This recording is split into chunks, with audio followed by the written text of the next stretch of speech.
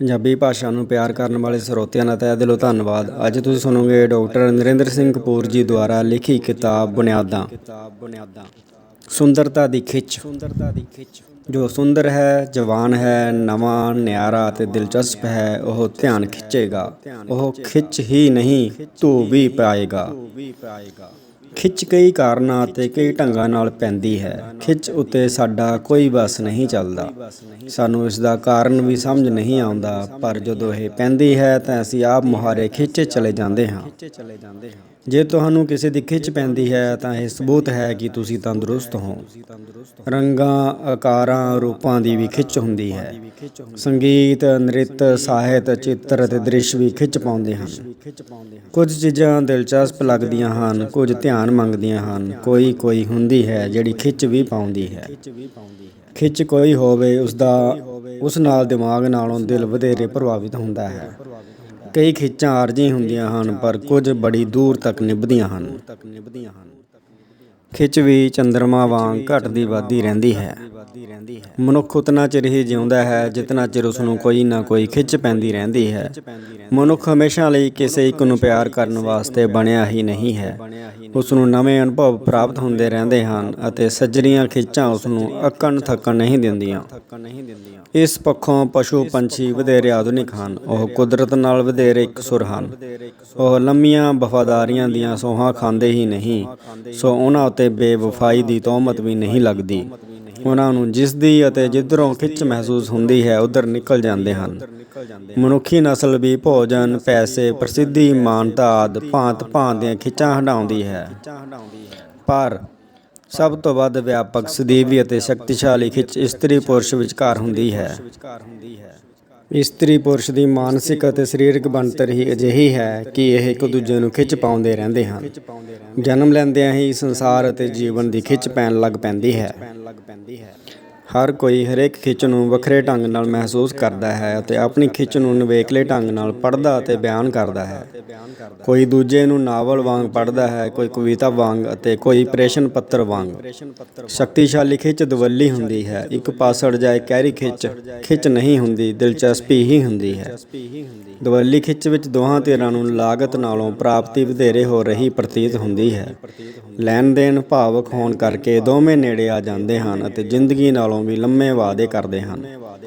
ਪਰਸਪਰ ਖਿੱਚ ਇਤਨੀ ਸ਼ਕਤੀਸ਼ਾਲੀ ਹੁੰਦੀ ਹੈ ਕਿ ਲੰਮੇ ਵਾਅਦੇ ਹੀ ਢੁਕਵੇਂ ਪ੍ਰਤੀਤ ਹੁੰਦੇ ਹਨ, ਪਰ ਬਹੁਤੀਆਂ ਖਿੱਚਾਂ ਦੀ ਉਮਰ ਲੰਮੀ ਨਹੀਂ ਹੁੰਦੀ। ਇਸ ਸੰਸਾਰ ਵਿੱਚ ਕੋਈ ਵੀ ਅਜਿਹਾ ਨਹੀਂ ਜਿਸਨੂੰ ਕਿਸੇ ਦੀ ਵੀ ਖਿੱਚ ਨਾ ਪਈ ਹੋਵੇ। ਕਈਆਂ ਨੂੰ ਇੱਕ ਖਿੱਚ ਪਹਿਲਾਂ ਹੀ ਪਈ ਹੁੰਦੀ ਹੈ ਅਤੇ ਕਿਸੇ ਹੋਰ ਵੱਲੋਂ ਕਿਸੇ ਹੋਰ ਪਾਸਿਓਂ ਕੋਈ ਹੋਰ ਖਿੱਚ ਪੈਣ ਲੱਗ ਜਾਂਦੀ ਹੈ। ਇੱਕ ਲੜਕੀ ਹੈ ਤਾਂ ਪਰੀ ਸੀ, ਪਰ ਪਿਆਰ ਦੀਆਂ ਖਿੱਚਾਂ ਮਾਣਨ ਲਈ ਉਹ ਧਰਤੀ ਦੇ ਉੱਤਰ ਆਈ ਸੀ। ਉਹ ਕਹਿ ਰਹੀ ਸੀ, ਮੈਂ ਚਾਹੁੰਦੀ ਹਾਂ ਕੋਈ ਮੇਰਾ ਉਵੇਂ ਧਿਆਨ ਰੱਖੇ, ਉਵੇਂ ਵਿਹਾਰ ਕਰੇ ਜਿਵੇਂ ਮੈਂ ਕਿਸੇ ਗੰਭੀਰ ਰੋਗ ਦੀ ਮਰੀਜ਼ ਹੋਵਾਂ। ਕਿਸੇ ਦੇ ਪਿਆਰ ਵਿੱਚ ਖਿੱਚੀ ਉਹ ਅਕਸਰ ਬਿਮਾਰ ਪੈ ਜਾਂਦੀ ਸੀ। ਇਵੇਂ ਉਸਨੇ ਕਈਆਂ ਤੋਂ ਪਿਆਰ ਕਰਵਾਇਆ ਅਤੇ ਕੁਝ ਨੂੰ ਕੀਤਾ ਵੀ। ਜਦੋਂ ਉਹ ਕਿਸੇ ਨੂੰ ਪਿਆਰ ਕਰਦੀ ਸੀ ਤਾਂ ਇਸ ਦੌਰਾਨ ਕੋਈ ਹੋਰ ਖਿੱਚ ਪਾਉਣ ਲੱਗ ਪੈਂਦਾ ਸੀ, ਜਿਸ ਤੋਂ ਉਸਨੂੰ ਵਧੇਰੇ ਲਾਡ ਪਿਆਰ ਦੀ ਆਸ ਜਾਗ ਪੈਂਦੀ ਸੀ। ਅਜਿਹਾ ਵਾਪਰਨਾ ਉਸਨੂੰ ਬੜਾ ਸੁਭਾਵਿਕ ਲੱਗਦਾ ਸੀ। ਇਸ ਸੰਸਾਰ ਵਿੱਚ ਅਨੇਕਾਂ ਹੋਰਾਂ ਨੂੰ ਖਿੱਚ ਪਾਉਣ ਅਤੇ ਖਿੱਚੇ ਜਾਣ ਲਈ ਹੀ ਆਉਂਦੇ ਹਨ। ਇਸਤਰੀ ਦਾ ਪੁਰਸ਼ ਨੂੰ ਖਿੱਚ ਪਾਉਣਾ ਲੋਹੇ ਅਤੇ ਚੁੰਬਕ, ਭੁੱਖ ਅਤੇ ਭੋਜਨ, ਪੂਰਨਮਾਸ਼ੀ ਅਤੇ ਸਮੁੰਦਰ ਦੀ ਖਿੱਚ ਵਾਂਗ ਹੁੰਦਾ ਹੈ। ਖਿੱਚ ਪਾਉਣ ਦੀ ਇਸਤਰੀ ਵਿੱਚ ਪੁਰਸ਼ ਨਾਲੋਂ ਯੋਗਤਾ ਵਧੇਰੇ ਹੁੰਦੀ ਹੈ। ਕੋਈ ਕਹਿ ਰਿਹਾ ਸੀ, ਉਸਨੇ ਮੈਨੂੰ ਇਉਂ ਖਿੱਚਿਆ ਜਿਵੇਂ ਨਿਊਟਨ ਸਾਹਮਣੇ ਧਰਤੀ ਨੇ ਸੇਬ ਨੂੰ ਖਿੱਚਿਆ ਸੀ। ਖਿੱਚ ਇੱਕ ਦੂਜੇ ਨੂੰ ਵੇਖਣ ਨਾਲ ਸ਼ੁਰੂ ਹੁੰਦੀ ਹੈ। ਜ਼ਰੂਰੀ ਨਹੀਂ ਕਿ ਚੰਗੇ ਹੀ ਚੰਗਿਆਂ ਵੱਲ ਖਿੱਚੇ ਜਾਣ। ਵਿਰੋਧ ਦੀ ਵੀ ਖਿੱਚ ਹੁੰਦੀ ਹੈ ਅਤੇ ਵਰਜਿਤ ਚੀਜ਼ਾਂ ਵਧੇਰੇ ਖਿੱਚ ਪਾਉਂਦੀਆਂ ਹਨ।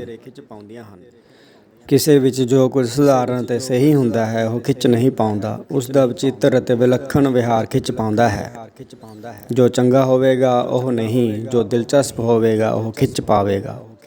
ਖਿੱਚ ਨੂੰ ਤਰਕਸੰਗਤ ਢੰਗ ਨਾਲ ਬਿਆਨ ਨਹੀਂ ਕੀਤਾ ਜਾ ਸਕਦਾ, ਕਿਉਂਕਿ ਖਿੱਚ ਵਿੱਚ ਦਿਮਾਗ ਦਾ ਦਖਲ ਨਹੀਂ ਹੁੰਦਾ। ਦਿਮਾਗ ਦੀ ਦਿਲਚਸਪੀ ਨਫ਼ੇ, ਨੁਕਸਾਨ ਅਤੇ ਮਾਪੀਆਂ ਤੋਲੀਆਂ ਗਿਣੀਆਂ ਜਾਣ ਵਾਲੀਆਂ ਚੀਜ਼ਾਂ ਵਿੱਚ ਹੁੰਦੀ ਹੈ। ਭਾਵੇਂ ਕੁਝ ਜੂਏ ਵਾਂਗ ਗਲਤ ਹੀ ਹੋਵੇ, ਪਰ ਜੇ ਉਹ ਦਿਲਚਸਪ ਹੋਵੇਗਾ ਤਾਂ ਧਿਆਨ ਖਿੱਚੇਗਾ। ਜੋ ਹੋ ਰਿਹਾ ਹੁੰਦਾ ਹੈ ਉਹ ਦਿਸ ਰਿਹਾ ਹੁੰਦਾ ਹੈ। ਜੋ ਹੋ ਸਕਦਾ ਹੁੰਦਾ ਹੈ ਉਹ ਛੁਪਿਆ ਹੁੰਦਾ ਹੈ। ਜੋ ਦਿਸਦਾ ਨਹੀਂ ਉਹ ਖਿੱਚ ਪਾਉਂਦਾ ਹੈ। ਕੱਪੜਿਆਂ ਵਿੱਚ ਆਪਣੀ ਉਤਨੀ ਖਿੱਚ ਨਹੀਂ ਹੁੰਦੀ ਜਿਤਨੀ ਕੱਪੜਿਆਂ ਅੰਦਰ ਛੁਪਾਏ ਅੰਗਾਂ ਕਾਰਨ ਹੁੰਦੀ ਹੈ। ਨੈਣ ਨਕਸ਼ ਵੀ ਤਾਂ ਹੀ ਖਿੱਚ ਪਾਉਂਦੇ ਹਨ ਕਿਉਂਕਿ ਉਹ ਕੱਪੜਿਆਂ ਅੰਦਰਲੀ ਰੌਣਕ ਵੱਲ ਇਸ਼ਾਰਾ ਕਰਦੇ ਹਨ। ਇਸ ਰੌਣਕ ਕਾਰਨ ਇਸਤਰੀ ਪੁਰਸ਼ ਵਿੱਚ ਇੱਕ ਦੂਜੇ ਨੂੰ ਭਰਮਾਉਣ ਦੀ ਖੇਡ ਚੱਲਦੀ ਹੈ।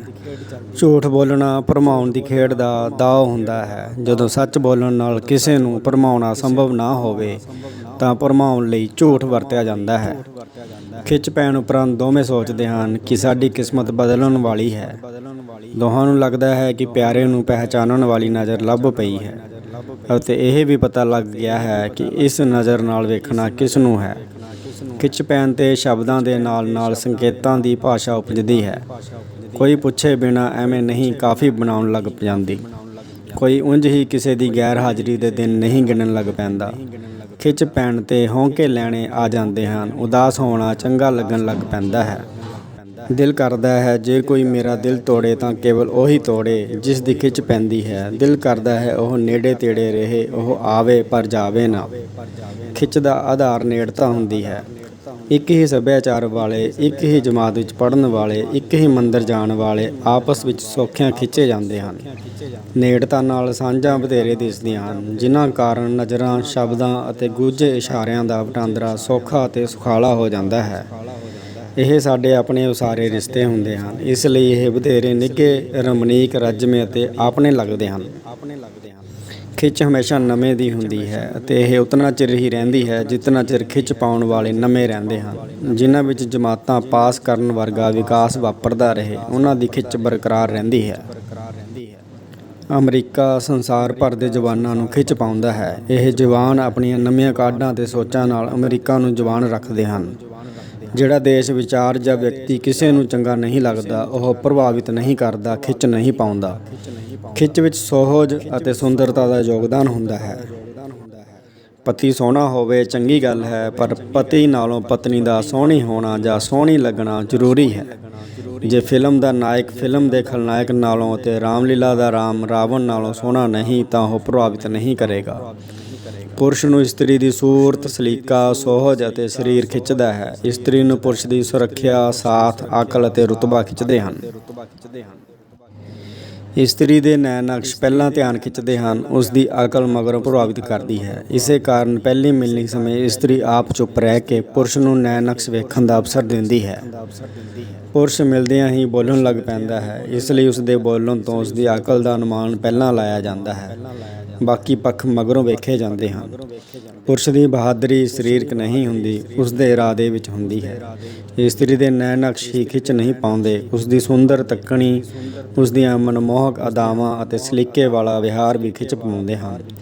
ਇਸੇ ਕਾਰਨ ਨੈਣ ਨਕਸ਼ਾਂ ਦੇ ਪੱਖੋਂ ਕਈ ਸਧਾਰਨ ਇਸਤਰੀਆਂ ਵੀ ਸੁਹਜਮਈ ਆਦਤਾਂ ਅਤੇ ਮਿੱਠੀ ਬੋਲਬਾਣੀ ਕਾਰਨ ਬੜੀ ਖਿੱਚ ਪਾਉਂਦੀਆਂ ਹਨ। ਕੁਮਾਰੇ ਜੀਵਨ ਦੀਆਂ ਖਿੱਚਾਂ ਹੋਰ ਹੁੰਦੀਆਂ ਹਨ, ਵਿਆਹੇ ਜੀਵਨ ਦੀਆਂ ਹੋਰ। ਬਚਪਨ ਵਿੱਚ ਖਾਣ ਪੀਣ ਵਾਲੀਆਂ ਚੀਜ਼ਾਂ ਵਿੱਚ ਦਿਲਚਸਪੀ ਹੁੰਦੀ ਹੈ, ਬੁਢਾਪੇ ਵਿੱਚ ਸੁੱਖ ਸਾਧਨਾਂ ਦੀ ਖਿੱਚ ਹੁੰਦੀ ਹੈ। ਰਿਸ਼ਤਾ ਕਰਨ ਵੇਲੇ ਪੁਰਸ਼ ਨੂੰ ਚਾਹੀਦੀ ਪਤਨੀ ਹੁੰਦੀ ਹੈ, ਪਰ ਲੜਕੀ ਸਾਬਤ ਕਰਨ ਲੱਗ ਪੈਂਦੀ ਹੈ ਕਿ ਉਹ ਬੜੀ ਦਿਲਚਸਪ ਪ੍ਰੇਮਿਕਾ ਸਾਬਤ ਹੋਵੇਗੀ। ਇਵੇਂ ਹੀ ਲੜਕੀ ਨੂੰ ਭਾਲ ਪਤੀ ਦੀ ਹੁੰਦੀ ਹੈ, ਪਰ ਲੜਕਾ ਸਾਬਤ ਕਰਨ ਲੱਗ ਪੈਂਦਾ ਹੈ ਕਿ ਉਹ ਹਰ ਰੋਜ਼ ਇੱਕ ਹੀਰੋ ਨੂੰ ਮਿਲਿਆ ਕਰੇਗੀ। ਵਿਆਹ ਉਪਰੰਤ ਪਤਨੀ ਚਾਹੁੰਦੀ ਹੈ ਕਿ ਪਤੀ ਉਸ ਨੂੰ ਰੁਤਬੇ ਅਤੇ ਸਮਾਜਿਕ ਰਾਜਨੀਤਿਕ ਮਹੱਤਵ ਨਾਲ ਖਿੱਚ ਪਾਉਂਦਾ ਰਹੇ। ਪਤੀ ਚਾਹੁੰਦਾ ਹੈ ਕਿ ਉਸ ਦੀ ਪਤਨੀ ਅਸਮਾਨ ਤੋਂ ਥੱਲੇ ਉਤਰਿਆ ਚੰਨ ਲੱਗੇ। ਹਰੇਕ ਸਮਾਜ ਵਿੱਚ ਅਕਸਰ ਚੰਗੇ, ਸੋਹਣੇ ਅਤੇ ਸੋਹਣੇ ਚੰਗੇ ਸਮਝੇ ਜਾਂਦੇ ਹਨ। ਸਕੂਲ ਵਿੱਚ ਸੋਹਣੇ ਅਤੇ ਭੋਲੇ ਹੋਣ ਕਾਰਨ ਗੋਰੇ ਬੱਚਿਆਂ ਨੂੰ ਕਾਲਿਆਂ ਨਾਲੋਂ ਘੱਟ ਸਜ਼ਾ ਮਿਲਦੀ ਹੈ, ਜਦੋਂ ਕਿ ਕਾਲੇ ਬੱਚੇ ਲੜਾਕੇ ਅਤੇ ਗੰਦੇ ਸਮਝੇ ਜਾਂਦੇ ਹਨ। ਸੋਹਣੇ ਚਿਹਰੇ 'ਤੇ ਸਵੈ ਵਿਸ਼ਵਾਸ ਦੀ ਇੱਕ ਝਲਕ ਅਤੇ ਸਮਾਜਿਕ ਚਮਕ ਹੁੰਦੀ ਹੈ। ਸੋਹਣੇ ਪਾਗਲ ਘੱਟ ਹੁੰਦੇ ਹਨ, ਬਿਮਾਰ ਘੱਟ ਪੈਂਦੇ ਹਨ, ਜੇ ਪੈ ਜਾਣ ਤਾਂ ਹੋਰਾਂ ਦੇ ਹਾਲ ਪੁੱਛਣ ਨਾਲ ਹੀ ਠੀਕ ਹੋ ਜਾਂਦੇ ਹਨ। ਸੋਹਣਿਆਂ ਦਾ ਨਖਰਾ ਹੁੰਦਾ ਹੈ, ਉਹ ਦਵਾਈ ਲੈਣ ਵਿੱਚ ਵੀ ਨਖਰਾ ਕਰਦੇ ਹਨ, ਜਿਵੇਂ ਬਿਮਾਰੀ 'ਤੇ ਅਹਿਸਾਨ ਕਰ ਰਹੇ ਹੋਣ। ਨਖਰੇਲੋ ਇਸਤਰੀ ਨਖਰਿਆਂ ਦੀ ਖਿੱਚ ਨਾਲ ਹੀ ਪੁਰਸ਼ ਨੂੰ ਉਧਾਲ ਲੈਂਦੀ ਹੈ। ਕਿਸੇ ਮੁਕਾਬਲੇ ਜਾਂ ਸਮਾਗਮ ਵਿੱਚ ਜੇ ਸੋਹਣੀ ਇਸਤਰੀ ਗਾਵੇ ਜਾਂ ਬੋਲੇ ਤਾਂ ਵਧੇਰੇ ਤਾੜੀਆਂ ਵੱਜਦੀਆਂ ਹਨ। ਇਹ ਸੁੰਦਰਤਾ ਦੀ ਰਿਆਇਤ ਹੁੰਦੀ ਹੈ। ਕਿਸੇ ਨਾਲ ਪਹਿਲੀ ਅਤੇ ਸੰਖੇਪ ਮਿਲਣੀ ਵਿੱਚ ਅਕਸਰ ਸਰੀਰਕ ਪੱਖ ਹੀ ਵੇਖੇ ਜਾਂਦੇ ਹਨ। ਖਿੱਚ ਹੀ ਮਾਪੀ ਤੋਲੀ ਜਾਂਦੀ ਹੈ। ਜੇ ਪਹਿਲੀ ਮਿਲਣੀ ਚੰਗੀ ਹੋਵੇ ਤਾਂ ਹੋਰ ਮਿਲਣੀਆਂ ਦੀ ਆਸ ਵੱਧ ਜਾਂਦੀ ਹੈ। ਖਿੱਚ ਕਾਰਨ ਪੁਰਸ਼ ਇਸਤਰੀ ਨੂੰ ਝੱਟ ਪਿਆਰ ਕਰਨ ਲੱਗ ਪੈਂਦਾ ਹੈ ਅਤੇ ਖਿੱਚ ਮੁੱਕਣ ਦੇ ਬਾਵਜੂਦ ਉਹ ਇਸਤਰੀ ਨੂੰ ਤਿਆਗਦਾ ਹੌਲੀ-ਹੌਲੀ ਹੈ। ਪਰ ਇਸਤਰੀ ਪਿਆਰ ਪਾਉਣ ਵੇਲੇ ਅਨੇਕਾਂ ਪੱਖਾਂ ਬਾਰੇ ਸੋਚਣ ਕਾਰਨ ਦੇਰ ਨਾਲ ਫੈਸਲਾ ਕਰਦੀ ਹੈ। ਪਰ ਖਿੱਚ ਮੁੱਕਣ 'ਤੇ ਉਹ ਪੁਰਸ਼ ਨੂੰ ਤਿਆਗਦੀ ਇੱਕਦਮ ਹੈ ਅਤੇ ਆਪਣੇ ਸਾਰੇ ਬੂਹੇ ਬਾਰੀਆਂ ਬੰਦ ਕਰ ਲੈਂਦੀ ਹੈ। ਇਹ ਸਮਝਣਾ ਜ਼ਰੂਰੀ ਹੈ ਕਿ ਕਿਸੇ ਵਿਅਕਤੀ ਦਾ ਸਮੁੱਚ ਨਹੀਂ, ਉਸ ਦਾ ਕੋਈ ਇੱਕ ਪੱਖ ਵਿਸ਼ੇਸ਼ ਖਿੱਚ ਪਾਉਂਦਾ ਹੈ। ਖਿੱਚ ਪਾਉਣ ਵਾਲੇ ਹਰੇਕ ਵਿਅਕਤੀ ਵਿੱਚ ਖਿੱਚ ਦਾ ਇੱਕ ਕੇਂਦਰ ਹੁੰਦਾ ਹੈ। ਕਿਸੇ ਦੀਆਂ ਅੱਖਾਂ ਖਿੱਚ ਪਾਉਂਦੀਆਂ ਹਨ, ਕਿਸੇ ਦੀਆਂ ਗੱਲਾਂ ਵਿਚਲੇ ਟੋਏ, ਕਿਸੇ ਦੀ ਮੁਸਕਰਾਹਟ, ਕਿਸੇ ਦੀ ਆਵਾਜ਼ ਅਤੇ ਕਿਸੇ ਦਾ ਵਿਹਾਰ। ਇਵੇਂ ਇੱਕ ਸੋਹਣੀ ਇਸਤਰੀ ਭਾਵੇਂ ਕਈਆਂ ਨੂੰ ਖਿੱਚ ਪਾਉਂਦੀ ਹੈ, ਪਰ ਹਰ ਕਿਸੇ ਲਈ ਉਸ ਦੀ ਮਾਨਸਿਕ ਬਣਤਰ ਅਨੁਸਾਰ ਖਿੱਚ ਦਾ ਕੇਂਦਰ ਵੱਖਰਾ-ਵੱਖਰਾ ਹੁੰਦਾ ਹੈ। ਪਿਆਰ ਪਰਸਪਰ ਪਸੰਦ ਦਾ ਖੇਤਰ ਹੈ। ਮੁੱਢ ਵਿੱਚ ਗੁਣ ਵਧੇਰੇ ਸ਼ਕਤੀਸ਼ਾਲੀ ਪ੍ਰਤੀਤ ਹੋਣ ਕਾਰਨ ਨੁਕਸ ਭਾਵੇਂ ਦਿਸਦੇ ਤਾਂ ਹਨ, ਪਰ ਇਹਨਾਂ ਵੱਲ ਧਿਆਨ ਨਹੀਂ ਦਿੱਤਾ ਜਾਂਦਾ। ਨਾਜਾਇਜ਼ ਰਿਸ਼ਤੇ ਦੀ ਖਿੱਚ ਉਦੋਂ ਘਟਣ ਲੱਗਦੀ ਹੈ ਜਦੋਂ ਤਸੱਲੀ ਨਾਲੋਂ ਪਰੇਸ਼ਾਨੀ ਵੱਧ ਜਾਂਦੀ ਹੈ।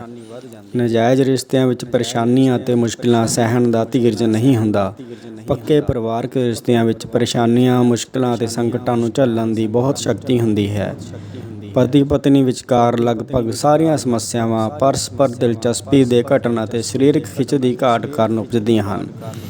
ਖਿੱਚਾਂ ਕਈ ਪ੍ਰਕਾਰ ਦੀਆਂ ਹੁੰਦੀਆਂ ਹਨ, ਜਿਵੇਂ ਭੋਜਨ ਦੀ ਖਿੱਚ, ਕਾਮ ਦੀ ਖਿੱਚ, ਧਨ ਜਾਇਦਾਦ ਅਤੇ ਮਾਨਤਾ ਦੀ ਖਿੱਚ, ਅਹੁਦੇ ਰੁਤਬੇ ਅਤੇ ਹਕੂਮਤ ਦੀ ਖਿੱਚ, ਧਨ ਕਮਾਉਣ ਦੀ ਖਿੱਚ, ਪੈਸਾ ਖਰਚਣ ਦੀ ਖਿੱਚ ਆਦਿ। ਜਦੋਂ ਭੁੱਖਾ ਖਿੱਚਾਂ ਬੇਮੁਹਾਰ ਹੋ ਜਾਣ ਤਾਂ ਪਹਿਲਾਂ ਇਹ ਲਾਲਚ ਅਤੇ ਮਗਰੋਂ ਅਮੁਕ ਲਾਲਸਾ ਬਣ ਕੇ ਮਨੁੱਖ ਨੂੰ ਹਾਸੋ-ਹੀਣਾ, ਮਾਨਸਿਕ ਰੋਗੀ ਅਤੇ ਪਾਗਲ ਵੀ ਕਰ ਦਿੰਦੀਆਂ ਹਨ। ਇੱਕ ਪਾਗਲ ਵਿਅਕਤੀ ਆਬਾਦੀ ਤੋਂ ਬਾਹਰ ਇਕੱਲਾ ਰਹਿੰਦਾ ਸੀ। ਉਹ ਰਾਤ ਨੂੰ ਸ਼ਹਿਰ ਦੀਆਂ ਗਲੀਆਂ ਵਿੱਚ ਰੋਸ਼ਨੀ ਵਾਲੇ ਘਰਾਂ ਦੀਆਂ ਖਿੜਕੀਆਂ ਵਿੱਚ ਝਾਕਦਾ ਰਹਿੰਦਾ ਸੀ। ਕਲਪਨਾ ਨਾਲ ਜਿਤਨਾ ਸੋਚਿਆ ਜਾ ਸਕਦਾ ਸੀ, ਉਹ ਉਸ ਤੋਂ ਵੱਧ ਸੋਚਣ ਕਾਰਨ ਪਰੇਸ਼ਾਨ ਰਹਿੰਦਾ ਸੀ।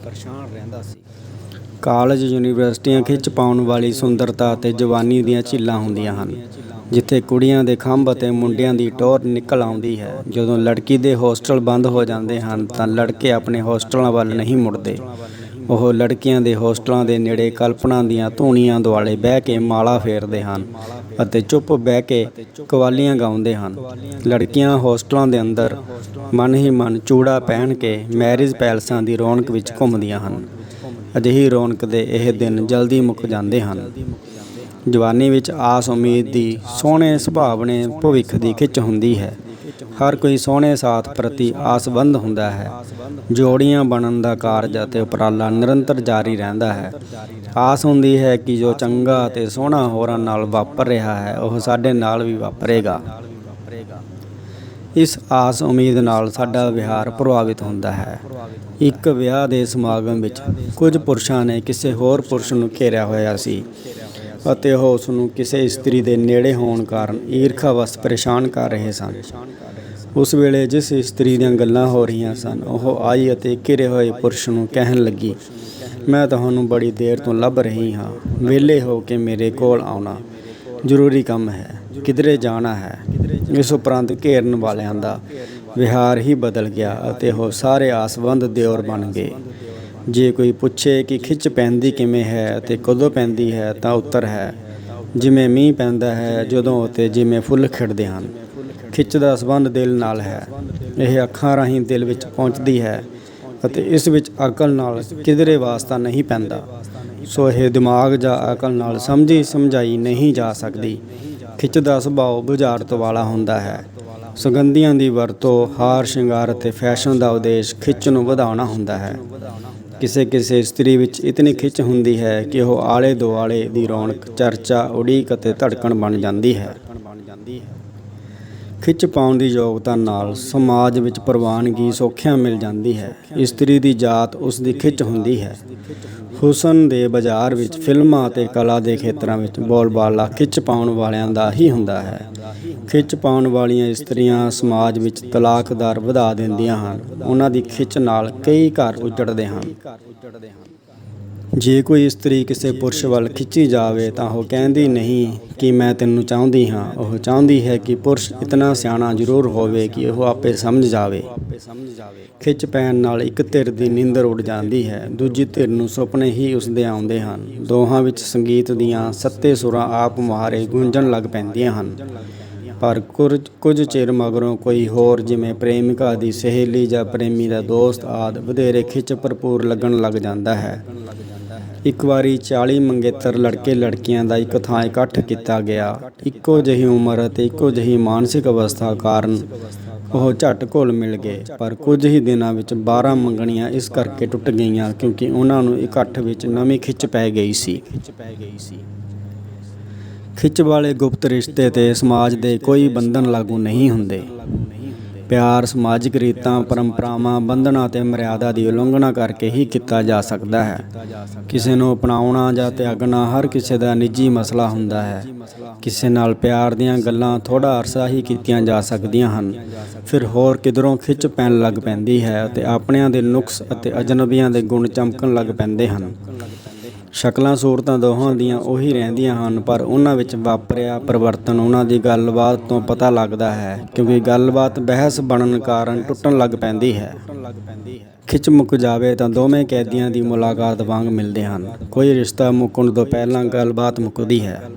ਖਿੱਚ ਰਾਹੀਂ ਪਤਾ ਲੱਗਦਾ ਹੈ ਕਿ ਸਾਡਾ ਆਪਣੇ ਦਿਲ ਉੱਤੇ ਅਤੇ ਆਪਣੇ ਆਪ ਉੱਤੇ ਕੋਈ ਅਧਿਕਾਰ ਨਹੀਂ ਹੈ। ਦਿਲ ਦਾ ਦਿਮਾਗ ਨਹੀਂ ਹੁੰਦਾ, ਇਸ ਨੂੰ ਜਿੱਧਰੋਂ ਖਿੱਚ ਪੈਂਦੀ ਹੈ ਉੱਧਰ ਝੁਕ ਜਾਂਦਾ ਹੈ। ਖਿੱਚ ਦਾ ਵਿਰੋਧ ਕਰਨਾ ਅਕਸਰ ਸੰਭਵ ਨਹੀਂ ਹੁੰਦਾ, ਕਿਉਂਕਿ ਖਿੱਚ ਦਾ ਹਮਲਾ ਬੜਾ ਜ਼ੋਰਦਾਰ ਅਤੇ ਅਚਾਨਕ ਹੁੰਦਾ ਹੈ। ਪਿਆਰ ਨਾਲ ਰਜਣਾ ਮਨੁੱਖ ਦੇ ਸੁਭਾਅ ਵਿੱਚ ਨਹੀਂ ਹੈ, ਇਸ ਲਈ ਜੀਵਨ ਭਰ ਭਾਂਤ-ਭਾਂਤ ਦੀਆਂ ਭੁੱਖਾਂ ਦਾ ਉਪਜਣਾ ਅਤੇ ਖਿੱਚ ਦਾ ਪੈਣਾ ਸੁਭਾਵਿਕ ਹੈ। ਚੈਨਲ ਨੂੰ ਸਬਸਕ੍ਰਾਈਬ ਕਰਨ ਲਈ ਧੰਨਵਾਦ। ਤੁਹਾਡਾ ਦਿਨ ਸ਼ੁਭ ਰਹੇ।